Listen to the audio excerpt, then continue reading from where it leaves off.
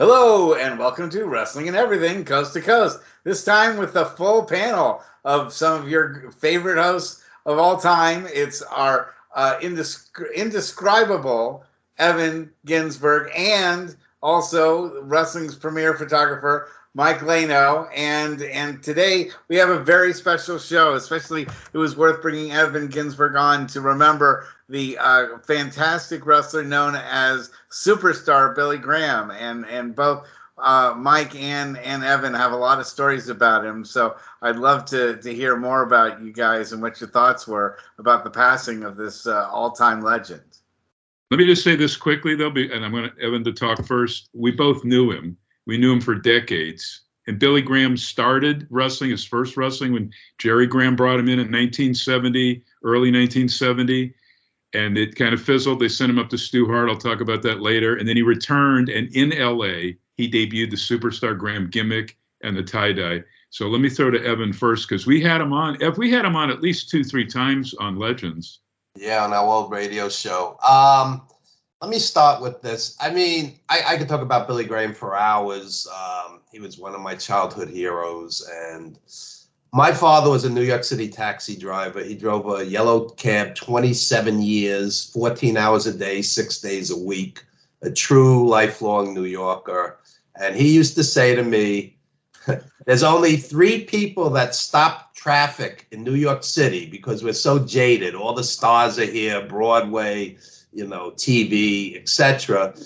He said, Julie Newmar, who back then nobody had a body like her, Muhammad Ali, who was the most famous person in the world, and Superstar Billy Graham, because nobody looked like him. You have to understand, when Billy Graham came to WWF, I should say, in 1975, you didn't have a gym on every corner. You didn't have fitness coaches bombarding the internet. Billy Graham looked like he dropped from another planet. Nobody looked like him. Between the body and the tie-dyed and the, Gorgeous George meets Muhammad Ali patter, the unbelievable promos. Billy Graham was unique. And he of course influenced Hulk Hogan, who admits it. Hulk Hogan was Vince's meal ticket when he expanded worldwide. He influenced Jesse Ventura. He influenced Scott Steiner, Steve Strong. I could go on and on and on. The influence this guy had. So when the fans, the ignorant fans, the obsessives do he just punched and kicked. They have no idea the charisma off the charts when you were sitting at Madison Square Garden, February 2nd, 1976. It was the coldest day of the year. It was like 2 degrees outside or whatnot. It was bitter cold, and there was all kinds of issues with public transportation and whatever.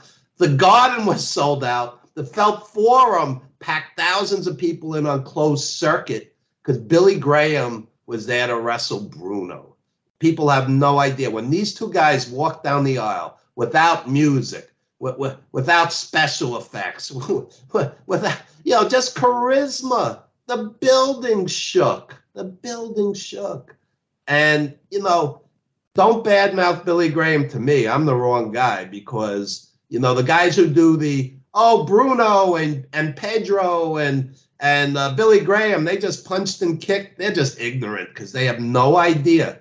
And they also have no idea the mindset of a 1975 fan. For the most part, we were marks. For the most part, we were blue collar.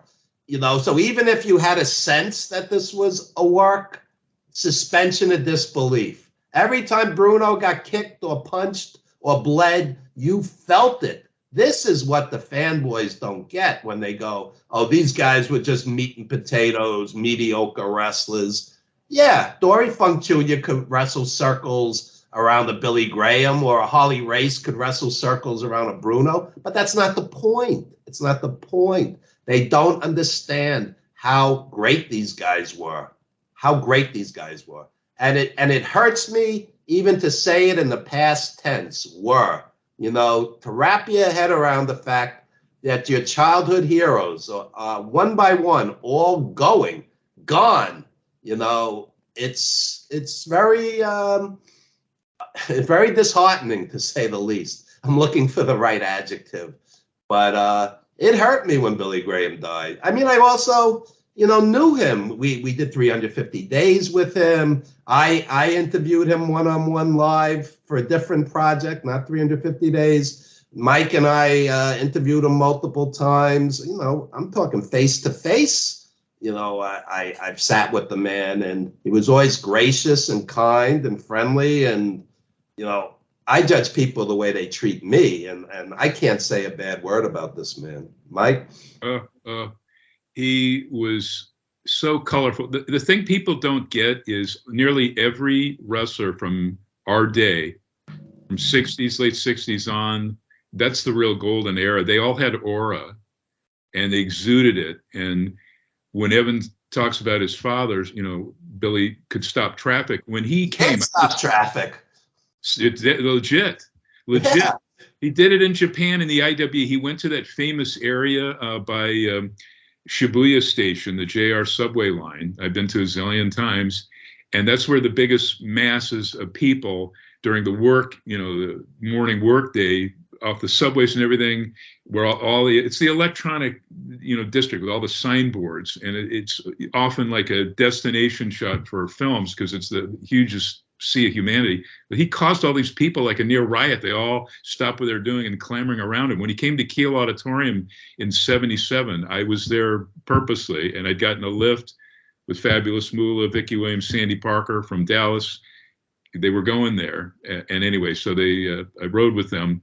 But Billy, when he got to the Chase Hotel early in the day, about 2-3 in the afternoon, before the Kiel Auditorium show that Friday night, with the Wrestling at the Chase TV show in that building, that venue, the next day. But we're talking at the hotel itself. The hotel, it's hard to describe it, but they had wrestling TV studio in there dedicated to Sam Munchnick's show with Larry Matisick. Billy enters in there. Everybody stopped what they were doing. I'm talking hundreds of people from the entire hotel, all these marks and some of the other wrestlers, they all cordoned around him. He couldn't even get to the front desk to check in. That's 1977. And Ev, I told you about this. Listen to this card. On top, Harley Race Story Jr. and Our Broadway for the Harley's title. Then Jack Briscoe dropping the Missouri State title to Dick Slater. Dick the Bruiser team with Bo Brazil in the opener, but Tri-WF, I think it was Billy's debut for Munchnick. He only wrestled maybe 2 times, possibly 3, if that, for Munchnick and Kiel, against fellow heel Jimmy Valiant, then in his prime, defending his Tri-WF title against Jimmy Valiant. They start out as heels, and the crowd so loved both of these guys, so colorful, they turned them face. Now, you can talk about a double turn, but there's never been a wrestling double turn where both guys go from heel, which is a very rare match, to face. And Billy said afterwards in the back, we just went with it, and we're having a blast. And so colorful. And bless you. Let me get to his very quickly. So Jerry Graham got fired by the Sheik. He's driving from Detroit after he bugged our Los Angeles promoter, Mike LaBelle, Booker, Jules Strongbow. Could he have some shots? Blah, blah, blah. So he's driving all the way from Detroit to Los Angeles to the Olympic. Well, that's where Mike LaBelle's office was. And he drops into a gym in Phoenix. He was already looking for somebody who could play a Graham brother, a new Graham brother. Sees Billy working out. I'm making this really short because I've talked to both of them, and this was the story they told me. I don't have Billy Graham's book with me now to reference, but so all straight from memory. And he convinces him he could make some dough with him. Let's just give it a shot. If it doesn't work, you can come back to Arizona. So he brings him in. He dyes, he gives him 2 weeks of training. He dyes his hair, both of them, jet black. So that's the new Graham brothers. And Billy was, just really super duper green. So long story short, our booking team of Jules Strongbow, Charlie, Mr. Moto, sent him up to Stu Hart, where Stu sort of trains him half-assed, but stretches the shit out of him, sends him to Roy Shire as his first territory, where Roy books him as a heel, and Roy was a master wrestler too. But you have these guys all trained in Billy Graham, the best of the best. Pat Patterson, Ray Stevens, Peter Maivia, Rocky Johnson, Pepper Martin, Pepper Gomez, and some others, and Kenji Shibuya. And they're all working with Billy. Roy has him as a heel, and he puts the tag straps in our territory, San Francisco, my secondary. It was, there were many NWA World Tag Championships. There was Detroit for Sheik. There was Mid-Atlantic one for the Crockett's, but this was Roy's. So he puts them on the heel, Pat and Ray, and he puts on the gimmick of the Spirit of America on Billy Graham. So Billy came out at the beginning a couple of times with an American flag, even though he's a heel, with the American flag, USA on his shirt, way, way, way before any of the Jingo Vince McMahon Jr. stuff.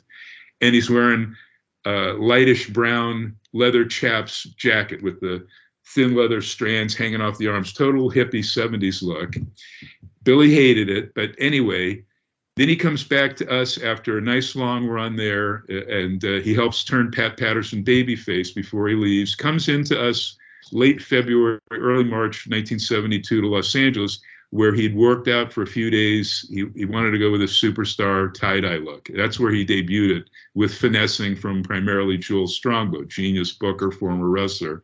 He's with us feuding with John and Chris Tolis. So the John Tolis book Evan and I are doing, we have a ton of material there just on Billy Graham alone, because they were doing, you thought the Blassie Tolis promos against each other were state of the art. Well, Billy Graham is debuting all of this stuff, this sort of a hybrid mix of Muhammad Ali with all of the gospel stuff that Billy had as a part of his life, growing up, and with a difficult childhood and all of this stuff. And it was like, magic. So everybody to follow, like somehow word got back to Dusty Rhodes when he turned face with the Pac Song incident, the promos Billy Graham was doing. He was one of the first to copy Billy Graham's promos, the too sweet to turn sour, all of that stuff. I'm pretty dang sure it was all Billy at the start. And you listen to later Hogan promos, obviously Jesse Ventura. In 75, 76, Kansas City and St. Louis, Jesse Ventura and Bob Remus, later Sergeant Slaughter, they start out with total knockoff Billy Graham patter and the whole wardrobe. I mean, Sergeant Slaughter, that character, he had tie-dye on. So did Jesse Ventura. Kenny Patera, who I talked to twice since Billy passed, he took some of that patter too, especially when he went to try WF later on. But, from there, Billy went to the AWA and even more went wild with the tie-dye, and Vern Gagne wisely put him with Wahoo McDaniel, the veteran. So Billy had this, he's with these brilliant minds, Roy Shire and then Vern Gagne. And then he goes, so he's feuding with Wahoo McDaniel for like 13 months or a little less than that before he starts feuding with the Crusher and Billy Robinson and having a few AWA title matches with Vern.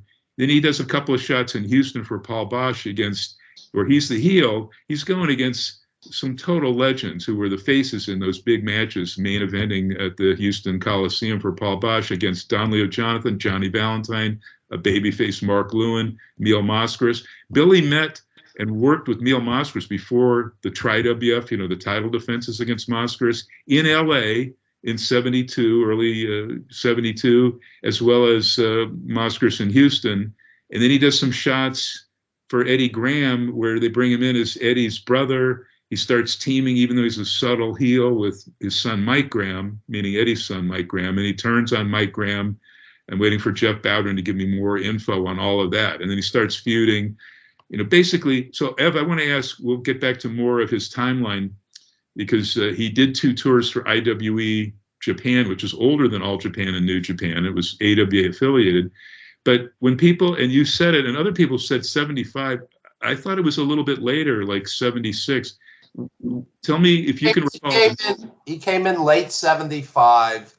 I believe December 75, he made his debut at the Garden. If memory serves, Ivan Koloff was in the cage with Bruno, and he beat DiNucci in like 9 seconds, and that set him up for the 2 matches with Bruno, January and February 76. So I just wrote a piece for Pro Wrestling Stories on Billy Graham's 10 greatest matches, and I listed that 1976 match as the greatest because it was, new. I mean, it was, he wrestled Bruno at the Garden multiple times by the time he had won the belt and defended the belt, etc., so on. But when he first came in, I mean, the building shook. The building just shook, and they stopped the match on account of blood, and they didn't have a rematch. I mean, Billy had so much heat. They didn't want him to lose to Bruno. So Ernie Ladd came in for March 76 against Bruno. And so Billy was teaming with Ivan Koloff. And one card at the Garden in 76, it was Tony Parisi and Bruno against Billy Graham and Ivan Koloff. And mid-match, Koloff and Billy Graham are shoving each other, and they're threatening to, break up. And the place went nuts for Billy. 100% they were for Billy. Mm. So he was absolutely right. He was absolutely right that they should have turned them face at some point.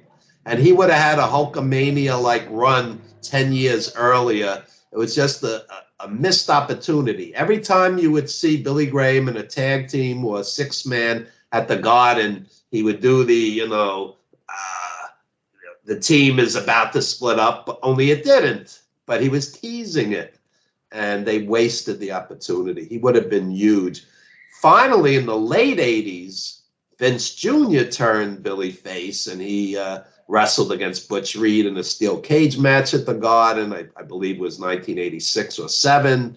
But, his body had deteriorated by that point. He wasn't the same guy, and he just couldn't physically do what he could do, 10 years earlier. Don't mind me, I have terrible allergies, but anyway. Yeah, for me, Superstar Billy Graham, the height of his career, I was just way too young to really appreciate that. I mean, I was, between 5 to 8 years old when he was really doing his major stuff. And so what I remember from his ring work was the stuff from the 80s, which was, I knew at the time that he was someone great, but I never got to see any of his matches because back in 86, they still weren't putting a lot of stuff available to the public. You couldn't just go onto the internet and see matches of his. So I only knew about his stuff, about how great he was. And my thought of Superstar Billy Graham has always been he was a wrestler before his time. And yeah. Ahead of what was going to happen, and it sort of got caught, before the wave really hit, and he was too old to really appreciate everything the way that it was, especially with how it wound up with Hulk Hogan. And I was always wondering, why do you think was wrestling just not ready for a guy like Superstar Billy Graham at the time that he came in, or was it the other way around? Yeah, he was main event wherever he went. When he went to Houston, he immediately debuts in main events. When he came into Los Angeles, and here's an interesting story. I don't know, maybe Evan can answer that, but let me just say this about the asking Vince Sr. to turn him face, because he was getting progressively more and more cheers. They loved all the color. Billy told both of us, and he told me many times face to face, when he debuted or when he was coming in, they put him with Ernie Roth, but his strength really was talking, similar to Jesse Ventura. Was not good in the ring, but he could talk, not as good as Billy. But it worked. It ended up working. They would play off each other. He just, Billy said, why do I need to be paired with a manager or somebody to speak for me when I can already do that? He knew that was one of his strengths. But it worked, and Ernie meshed well with him. But towards the tail end of what was a little over 9 months, he held the title. Again, you have to remember, and Bruno told this to both of us when we had him on Legends and Face to Face, and anytime I was around Bruno, that Buddy Rogers did not draw as expected. Nothing against Buddy, who was like the epitome. He was the Flair before. He was ahead of his time too, like ahead of his time type Ric Flair type performing wrestler. Not like an athletic wrestler, Lou Thesz, Carl Gott, Billy Robinson, Gagne, Stu Hart, Great Malenko type hooker shooter. But Buddy Rogers had not drawn as a heel champion, which was why Vince had to eat crow. Vince Sr. go and beg Bruno to come back to the Capital Sports from Toronto, where he was selling out the Maple Leaf for the 2 years of that ban. Vince Sr. had put on him a near 2-year ban. Long story that Bruno had been complaining about Rogers taking liberties with enhancement talent and other people and acting like an asshole at the time in '61. But Rogers was not drawn as champion, as heel champion, so it sort of scared Vince Sr. off on having a long-term heel champion. He only had the transitionals of Ivan Koloff between Bruno to Pedro to back to Bruno, Stan Stasiak, just a matter of like 7-8 days for both of those two, Koloff and Stasiak. So Billy got the longest heel reign until really, say, the more modern era and the Roman Reigns stuff. So he knew apparently when he was going to win the title from Bruno and when he was going to drop it. That was set in stone. He's begging, McMahon Sr., and he went to the point of creating some prototype T-shirts and also subtly doing little things without turning face himself, which would have gotten trouble with Vince Sr. when he's still got the strap on him. He's like wearing a lot of white to the ring, which he'd never done before, towards the very end of his reign, which signifies babyface, and the fans getting progressively louder and louder and louder, after he had an amazing string of title defenses. Dusty, all those matches with Moskowitz and Dusty, which was Billy's favorites.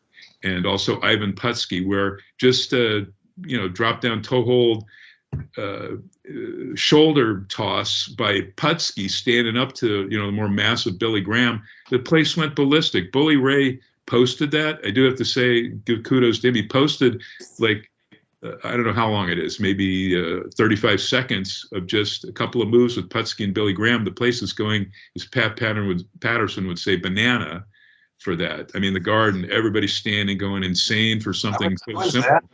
No one would react to it today, but they sure did properly then. What people tend to forget is, the people believed. They believed. So every move meant something. And, Johnny Valiant used to say less is more. Now you have to do 37 high spots off the top rope to get the same reaction as Billy Graham and Ivan Putski having a test of strength, which is, meat and potatoes basic. And this is what people don't grasp when they watch, when a kid today, when I say kid, somebody in their 20s or 30s watches a match from the 70s. I've seen geniuses go, everything was boring in wrestling in the 70s. Everything. I mean, because they don't get it. It's like the ADD generation, and they weren't sitting there. They don't understand, the aura that these guys had. They were like half gods to us. Bruno was like Saint Bruno, and we loved him. So when an Ivan Koloff or a Billy Graham beat a Bruno, oh my God, it's like the world had ended. I mean, people don't grasp any of this. So they're just punching and kicking each other. And while I'm venting, let me add this. For the obsessives with their 5,000 shoot interviews who, were very critical of Billy Graham on his deathbed. He did this, he said this.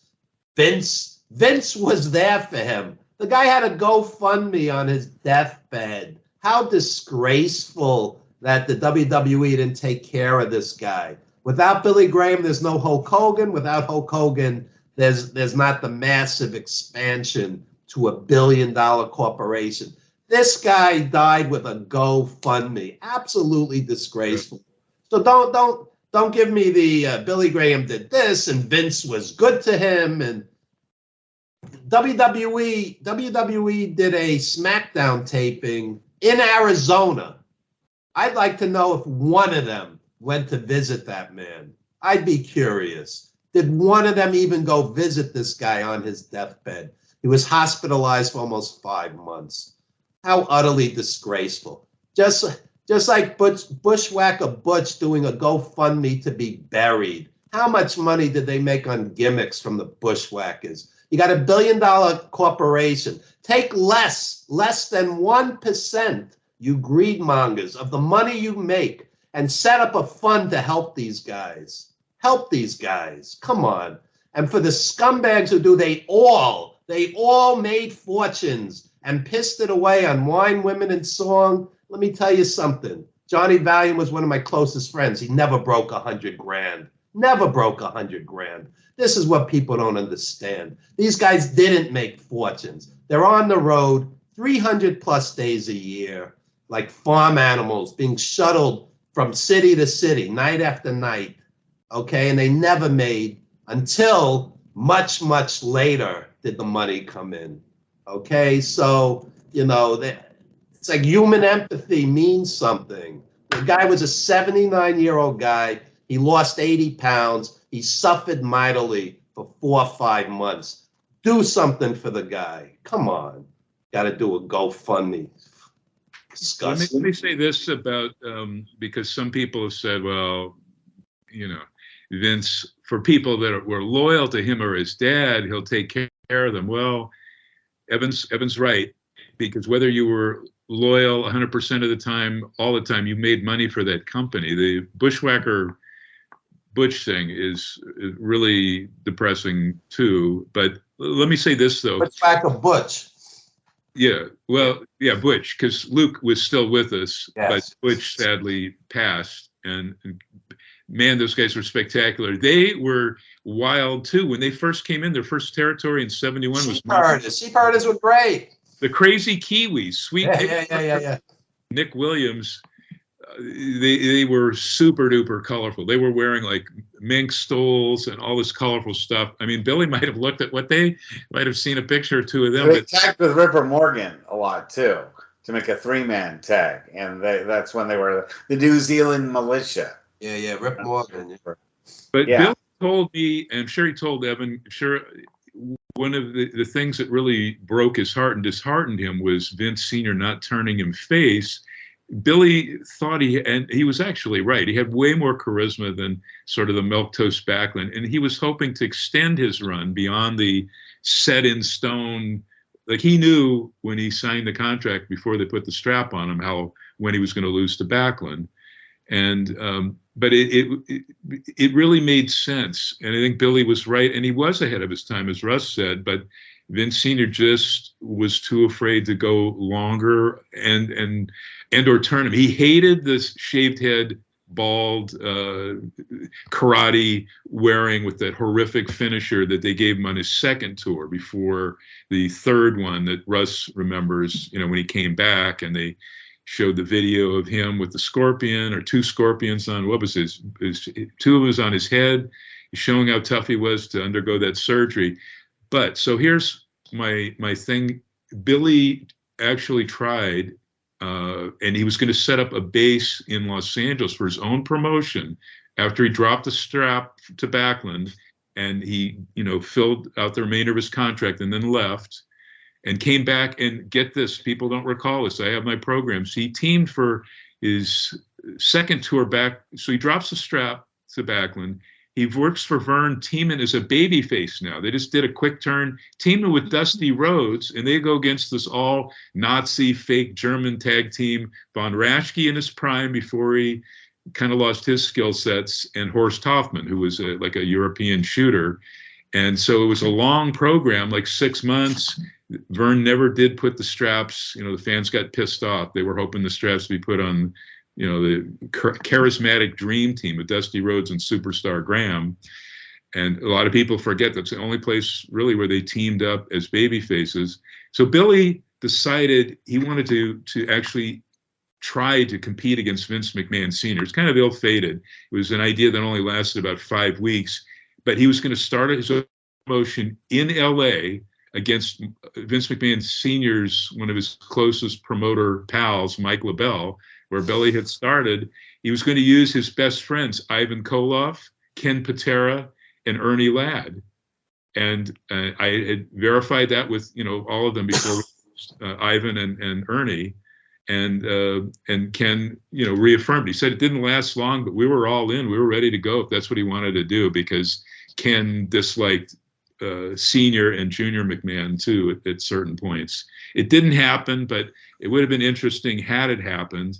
And this was after Eddie Einhorn tried taking on both Vince Sr. and Sam Munchnick, the NWA and the Tri-WF, with the IWA from 75 to 77 with Moskers as champ.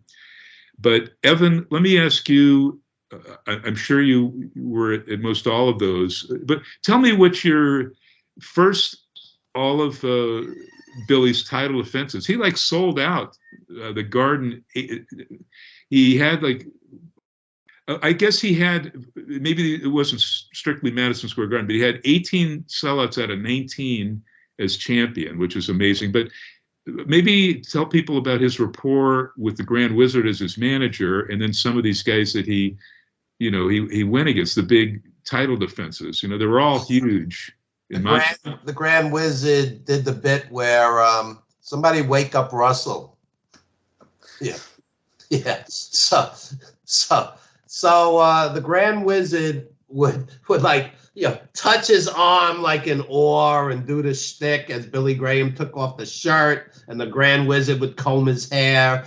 So basically, Billy Graham was influenced by Gorgeous George and Muhammad Ali. I mean, if you break it down, and at the Garden, they had one match where Bruno wrestles Billy Graham, and Billy Graham was the champ. Monsoon's the ref. So Graham goes, I quit, goes back to the dressing room. Next thing you know, Monsoon follows him into the dressing room, and he puts him over his shoulder, dumps him in the ring. And it's like the Roman Colosseum. There was like this primeval, like bloodlust roar that went through the building, and the building literally shook. I'm not saying this as a phrase or an idiom or whatnot. The building literally shook. This is what the modern fans don't understand when they go, oh, Bruno and Billy, they were just punching and kicking. They don't get it because they weren't physically there. And it's a disservice to these guys. I saw the other day some guy on some wrestling page. They go, I didn't like Roddy Piper. All he did was punch and kick. The guy didn't get it. He wasn't there. He didn't see heel Piper 1985 in his prime, 84, 85, headlining the Garden time and time again. It was like a tornado had hit the place, and when the Piper match was over, you could breathe again. That's the best way I could explain it. Well, people wanted to see Piper get beat up so much because he had made himself into such an unbelievable heel. And so, a lot of people that if you just go to a YouTube match with Piper on it, you don't really know the buildup that led to, the match itself, where you just wanted to see Piper get beaten, and somehow you would avoid, getting the ultimate punishment. You'd always slide out of it or find some way to escape. And the simplest comparison is it's not the same watching a concert on your computer as being at a concert. You don't get the same effect. And, but it's also if you only watch one song by a band. That's another thing, too, is that you don't listen to an album, but you're listening to just one song that they've done. And then you judge the band by just one song. Right. And you're not listening to every, back in the people not to look at later Billy Graham, but the superstar tie-dye phase from like 1978 going backwards, because there's a lot of his material on from IWE Japan. On his third tour, this is after he drops the strap to Backlund there, he just had some minor thing and he went into the hospital. It was like it was a minor thing.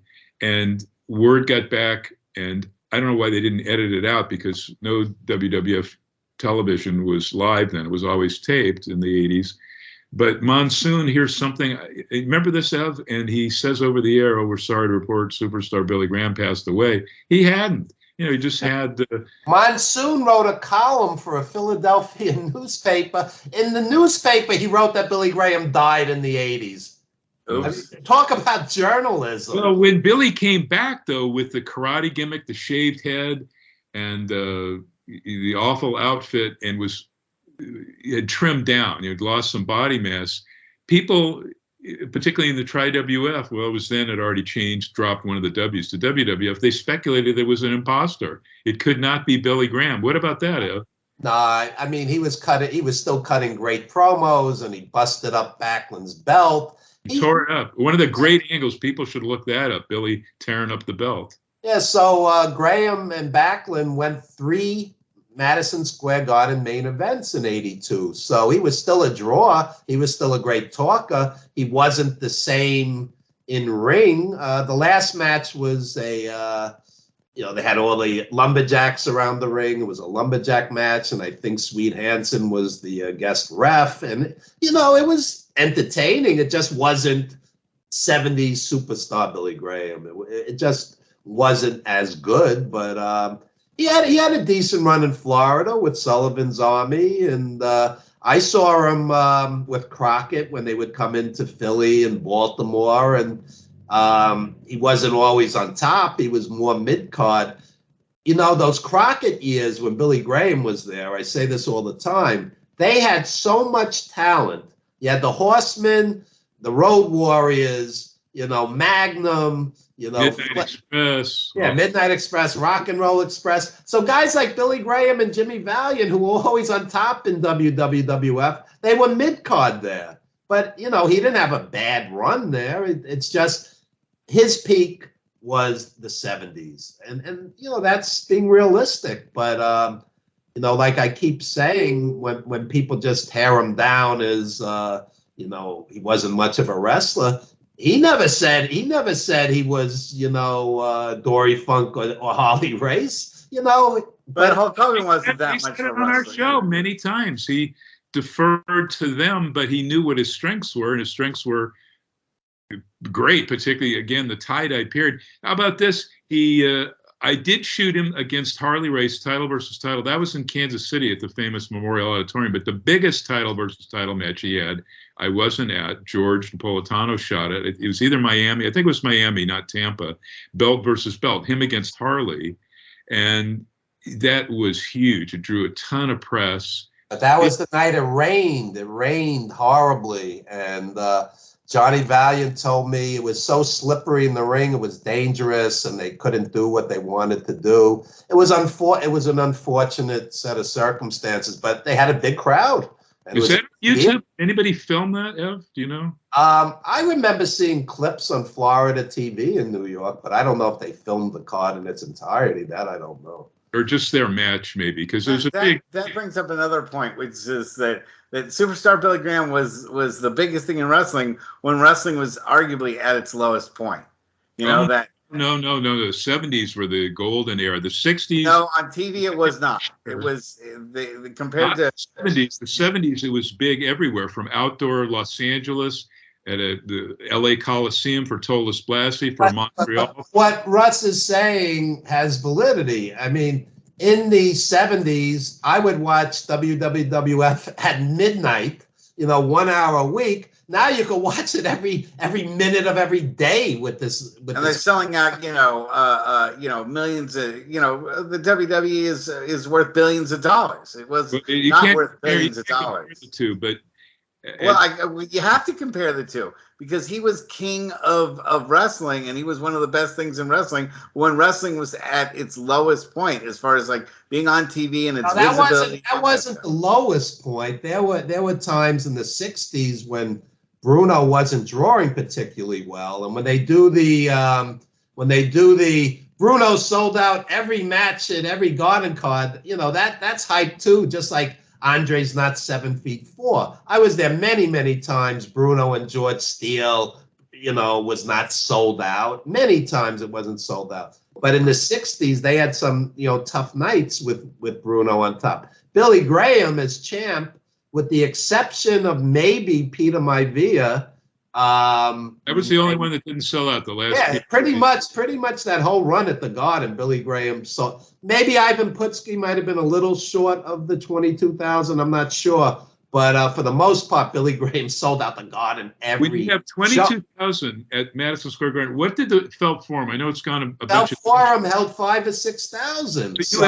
they sold that out too. So you had that on top of gross and attendance. It's pretty amazing. They were getting like $20 a ticket for the Felt Forum, which back then was a lot of money. So, it's like circuit. You would just see a film of it. That you were just seeing it live, but on TV. You're watching just like you were watching Muhammad Ali or Larry Holmes. It was closed circuit, except it was in the next building. So it was amazing that the demand.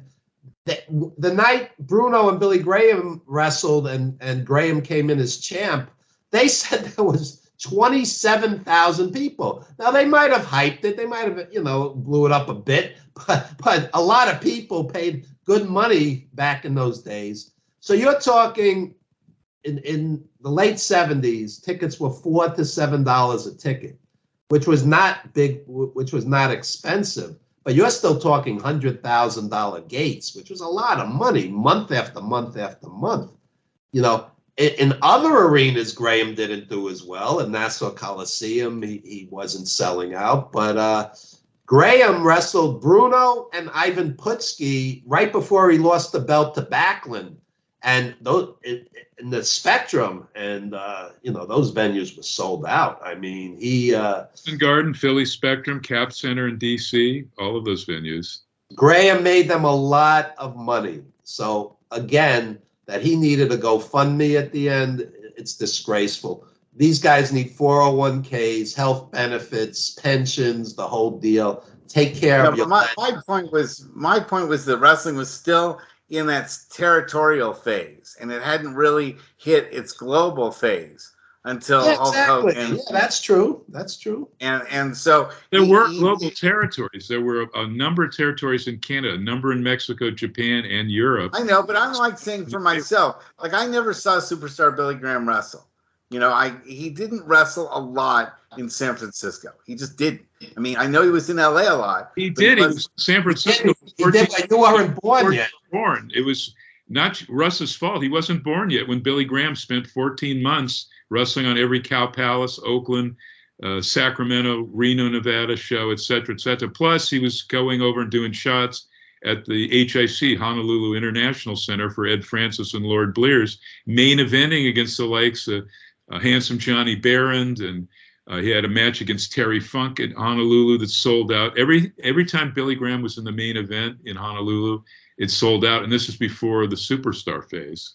So he was doing well then. But again, it wasn't big money in Hawaii. No. It was a nice territory. It was beautiful beaches, but they weren't making big money. This is, people think they were making millions and millions of dollars. Compare it to now, where people pay $850 for not even a ringside seat at a WWE event to get the chair, at a pay-per-view or something. Money Mania. What is it? Even the recent AEW show out here had floor seats for $1,200. I mean, up to.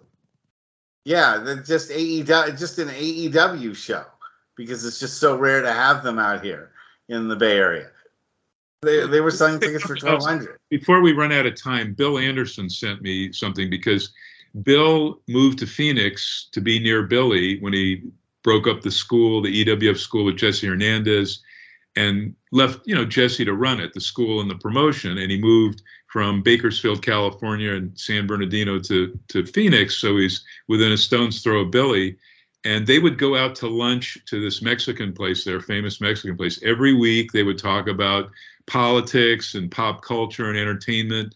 And Bill and I had the pleasure of, I call it babysitting, but for Billy Graham, when, for example, I threw an LA territory reunion, which was the promoter, Mike Bucci of High Spots, for his WrestleCon, his very third and last one in LA, asked me to do the opening welcoming day event on day 1 of 3. So I did it as an LA territory reunion, had everybody there from the office, from all the jobbers to Miguel Alonso, the announcers, everybody who's still alive. And Bill Anderson, for me, drove Billy Graham there from Phoenix to Los Angeles. And then for Bill Anderson, I were with and watching Billy, making sure Billy Graham got to everything he had to do at other little small conventions. And then the big Cauliflower Alley, where Billy Graham had a wonderful moment of telling Carl Lauer to F himself when some afternoon speaker a daytime speaker for a panel for wrestlers didn't show last minute, and Carl Lauer kind of ordered Carl, not asking, but like ordered, you, Billy, just go in and maybe do a talk on giving promos or something like that. And Billy was upset. He wasn't treated with respect, but he did it anyway. Bill Anderson, I dragged him there. And he had his buddies in the evening, the awards thing. So people say Billy Graham didn't get all his flowers. We can talk about the WWE or WWF then Hall of Fame thing where Billy got his ring, but he also got a plaque, a big one from that year's Cauliflower Alley. But he's up there, and in the audience are his cohorts. They're all kind of blitzed. Iron Sheik, Khosrow, and Kenny Patera. And they caused like a near riot at a Cauliflower Alley in Las Vegas. I forget the year, maybe 2007, but it was a lot of fun. Ken Patera had all this love for Billy. He told me to remind people, they traveled the world together. Bill Anderson, all those years with Billy.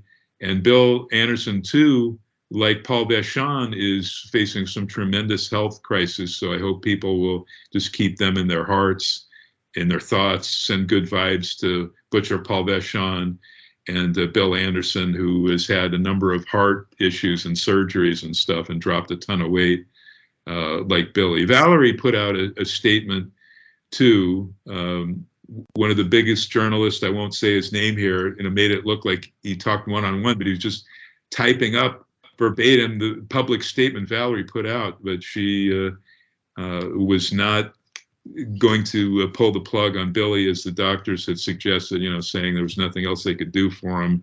She was asking people to, like I said, send out good vibes, whatever you believe in, to keep him going. But he had cheated death. Bill and Patera reminded me, Billy Graham, we thought we'd have lost him, you remember, many times, like in the last, say, 15 years. He had crisis after crisis, liver, kidney transplants, hip transplants from the, he admitted he, like that event where I stayed with our friend who's passed away too, Dale Pierce. But I spent one night, I stayed the first night at Dale Pierce and his fiance wife's place, and then at Billy and Valerie's place. And I have a photo I'll send Russ to put up of Bill and Valerie at his home. This was like 1995. And he had a born again thing. I'll make this quick. At his Phoenix church, where he helped the pastor. He did a lot of stuff during the weekdays, but he helped the pastor. Sometimes gave, talks like exposing himself, saying that he'd gone through drugs and performance enhancers, but he tried to clean up his life. So he has a wrestling ring at this gigantic, beautiful church in Phoenix. And he brought me in and Linda Rufa, who, has long since left wrestling photography. We're covering this thing. We've never seen a ring in a church. He, Jake Roberts, and Bill Anderson give testimonials at like the prior things that Billy had done there. And then Jake wrestles Bill Anderson in the ring, breaks out the snake, does the whole thing, but in a church. It was the weirdest thing we'd ever seen or covered. The place was packed and the place was rocking, but it was a church of non-wrestling fans. They kind of knew who these guys were, but weren't traditional wrestling fans. So it was quite the thing. But that's where Bill Anderson became born again, legit. Jake's did not take, but Bill wanted me to get that out there, that, it was thanks to Billy, he became a Christian and blah, blah, blah. And Billy too. Billy there, that was the first time I saw him. When I went to his house and I saw he had like 20 paintings he'd done on canvas, big canvas, acrylics of wrestlers. Like at that Cauliflower Alley where he caused all of the chaos and fun with Iron Sheik and Patera, he presented both of them with paintings he'd done of them and brought there. He'd done a lot of other ones, for Sheik Farhat, and he did one of Eddie and Mike Graham, and he was a fantastic painter. Ev, you remember? Tell me what you remember about the paintings. People forget about Scott Wilson, the historian, a good buddy of mine. He bought some of Billy Graham's paintings, and it wasn't just wrestling. He would paint, animals and anything. He was the Seguro quality artist. And now I have a question for you, Evan, and that is, we have a little bit of time. what was it like working with him on set for 350 days? And how did you even get him on the movie? Well, I did not interview him for 350 days. I interviewed him for a different project. So face to face, he was very gracious, very, accommodating. Scott Epstein, another lost friend, brought Billy Graham to me for an interview in person. And the guy couldn't do enough for you. And it was just a pleasure and an honor to spend time with the guy, and very open and honest. And, I mean, when I do interviews with legends, it's from the heart. I'm not grilling them, every minute detail of their existence like some of the shoot guys. And let me just say this while we still have a few minutes. Hannibal was very, very close with Billy and really there for him. And, that was a dear friend of his. So sometimes it's more than just the celebrity. With these wrestlers, it's close friends. And Hannibal was there in hospitals helping the guy out. He was there at his bedside.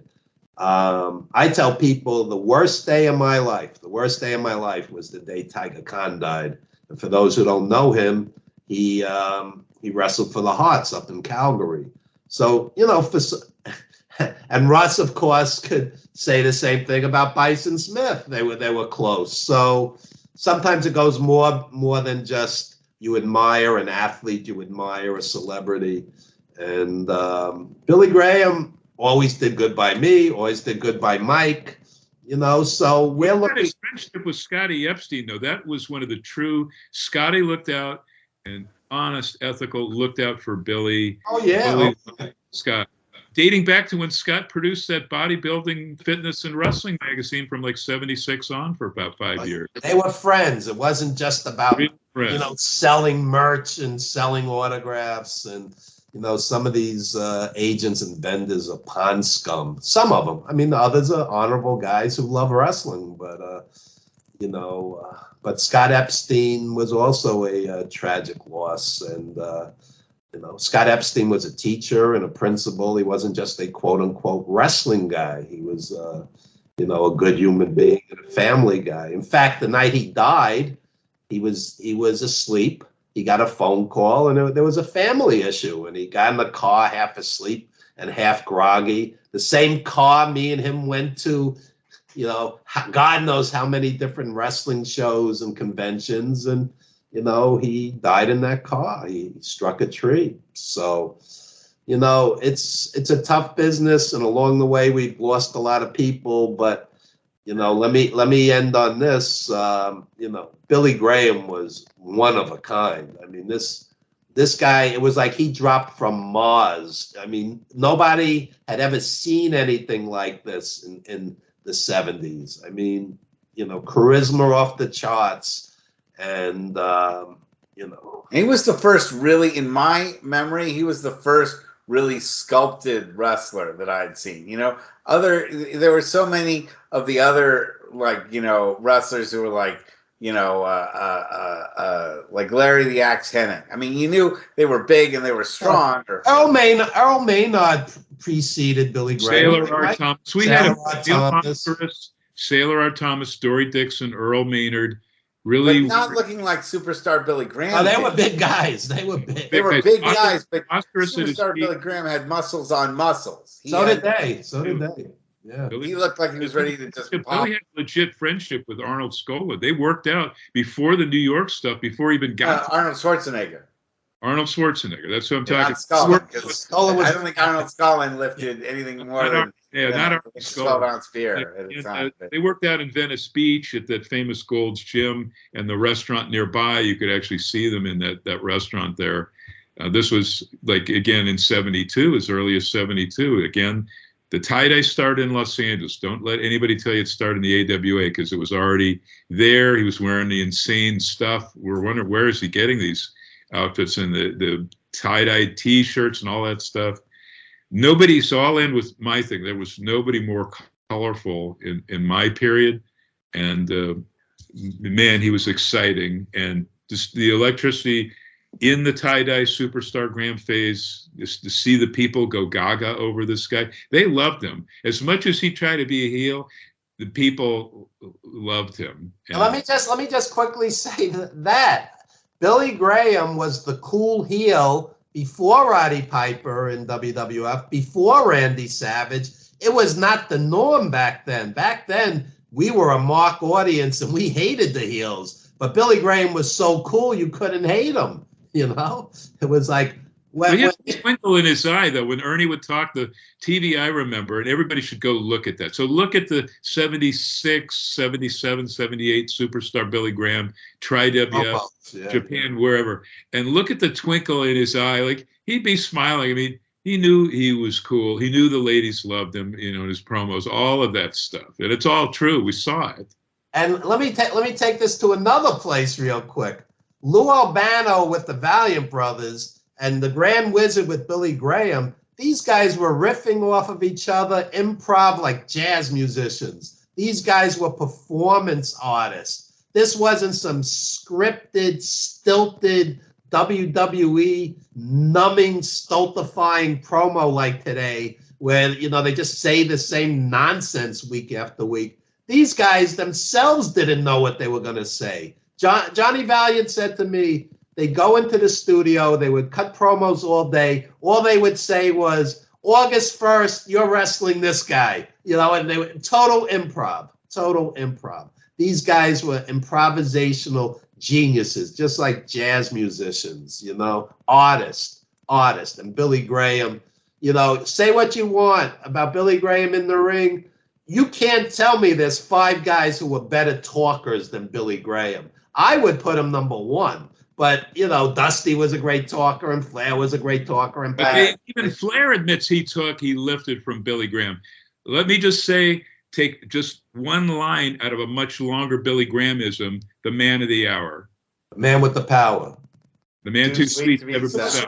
Too sweet to be sour. Yep. Well, that's a great one to end it on, guys. Let me just get in a quick plug. Sure. Pro Wrestling Stories. I just wrote Billy Graham's 10 greatest matches, and it's from the heart, and it says why I love this guy. So check out that piece. And, of course, 350 Days. Bret Hart and Billy Graham. They're the stars of the movie. Check it out. And also, we got the Wrestling Then and Now documentary on Tubi and Plex, and there's a lot of lost friends in there also. Nikolai and Kowalski, Don Arnold. Speaking of L.A., Don Arnold's in Wrestling Then and Now. The Dr. Death, the original. Yeah, Dr. Death, yeah. So, also, want to throw in there, 2 days ago would have been Andre the Giant's 77th birthday. I think a lot of people didn't realize. Oh, that is online. Andre against Billy in an arm wrestling thing, and then the subsequent match 2 weeks later at the Houston Coliseum. That is on YouTube. Go look at Andre in his peak against Billy Graham as super. I saw them wrestle at the Nassau Coliseum. They wrestled each other in the main event. Yeah. Wow. A lot of memories, guys, and unfortunately they get more distant. R.I.P. Superstar. We love you. Really, really. Good. All right, everyone. That's the show for this week. Glad having you on, Evan, even in sad circumstances, and I'm glad you could make such wonderful contributions tonight. Thank you. All right. Good night, everybody. See you next week. There you guys.